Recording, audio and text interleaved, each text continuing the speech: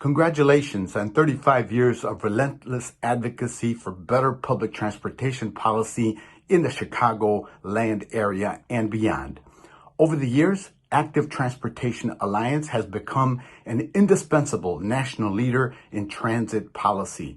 I'm so proud to have you as a partner and advisor in my work on the Transportation and Infrastructure Committee and the Future of Transportation Caucus. It's an honor to receive the Public Leadership Award alongside Jackie Grimshaw, a longtime friend and collaborator, Stan Day, and FK Day. This award drives me, no pun intended, to continue promoting and fighting for the funding that our infrastructure and public transportation need, all the while having equitable, transit-oriented development as a guiding light, because that's the only sustainable way to fix our transit system and the reason why I fought hard to be on the T&I committee. When I first came to Congress, a lot of folks wondered why I wanted to be on T&I, given my social justice background. They wondered, why not judiciary or education and labor?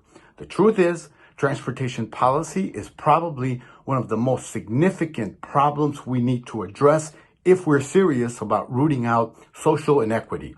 Quite literally, transportation policy either creates or tears down physical barriers and avenues to opportunity. Highways and massive roadways have been designed to strategically dislocate communities, starving Latino and Black communities from jobs and services. You see it all over Chicago. Much like redlining and housing, every city has a story where the powers that be and influential players have actively restricted access to working class folks. I'm hopeful we can address this in our generation through strategic coalition building. That's why I'm excited to work with the new administration and our new Midwest ally, Secretary Buttigieg, where I see a clear path forward for bold, equity-focused approaches to become a reality. We have a major infrastructure bill coming up in Congress, and I plan to fight for the same changes in the upcoming package as I did last Congress.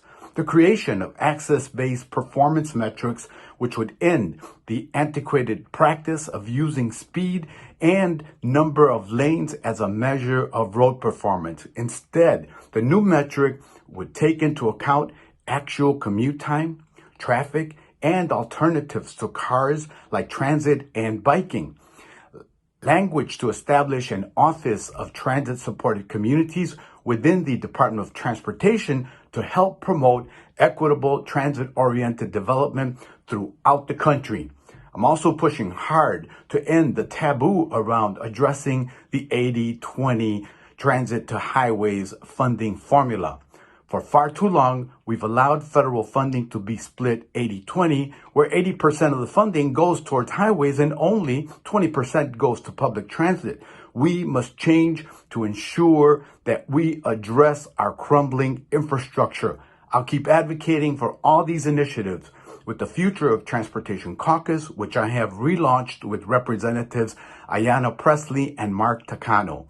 And it's now over 30 members strong. We're committed to prioritize equity, access, and sustainability in our transportation policies. Let's work together and get to the finish line, pass a historical infrastructure bill, transform policy, but most importantly, bring about monumental change to our diverse communities. Thank you again for this award, and thank you for being a strong voice out there saying that it isn't said enough.